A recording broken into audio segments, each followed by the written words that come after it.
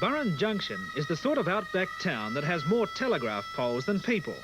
But tonight they'll be coming from 50 miles around to see the show, if the rain holds off. And while the rest of the troupe put the finishing touches to the set, John grabs a few moments to brave the flies and check out Saturday night at the local. Oh, well, g'day. Hey, the concert. How are you? Not bad. I'd like these people to know what Dennis was about. He drew his characters from little country pubs like this one. Oh?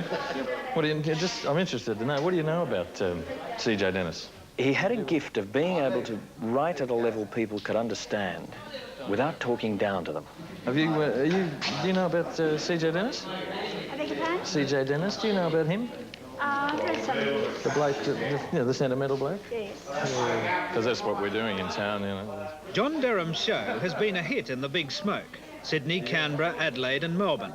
But bush theatres have their own way of bringing stars back to earth.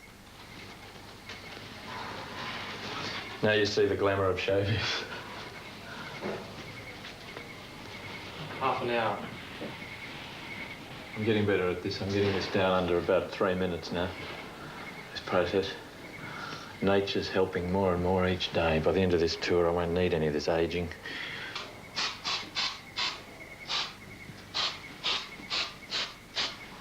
How old are you about to become? Sort of mid-50s, I think of him, you know, in the course of the show. Because he only lived to be 62. But in the last 5 years, he looked an old 60, very frail, developed asthma. I'm not sure if it was asthma, actually. I think it had more to do with the pipe smoking. And I think in modern days, we could very likely have called it cancer. The set is up, the sound and lighting have been checked, and Derham is waiting in the wings. But he's already been warned that the audience is more likely to be listening for the sound of rain on the roof than they are to the bloke. I got the idea for the Sentimental Bloke from a racy fella who came to Talangi to train horses. This chap was very keen on a local farmer's daughter, but the girl was forbidden to have anything to do with him. So the poor swain would come down to my hut and confide his woe. What sort of a bloke do they think I am? Anyone would think I was a crook. I had a bloke got sisters of his own.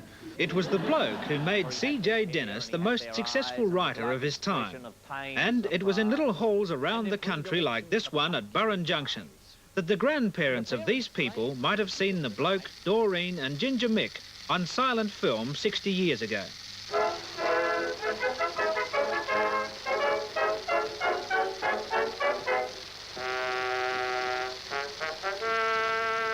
I seen her in the market, first of all, inspecting drums at Steenie Isaac's store. I backs me barrow in the same old way and says, "What, oh, it's been a bonza day. How was it for a walk?" Oh, holy war's the sort of look she gimme. Just because I tried to chat her like you'd make her start with any tart.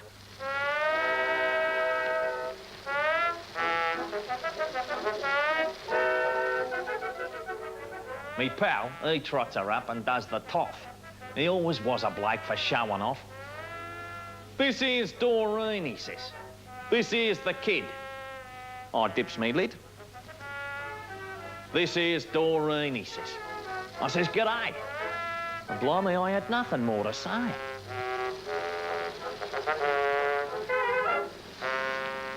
Doreen and me, we've been to see a show. The swell $2 touch, bong tong, you know, a chair apiece with velvet on the seat, a slap-up treat. The drama's writ by Shakespeare years ago about a barmy goat called Romeo.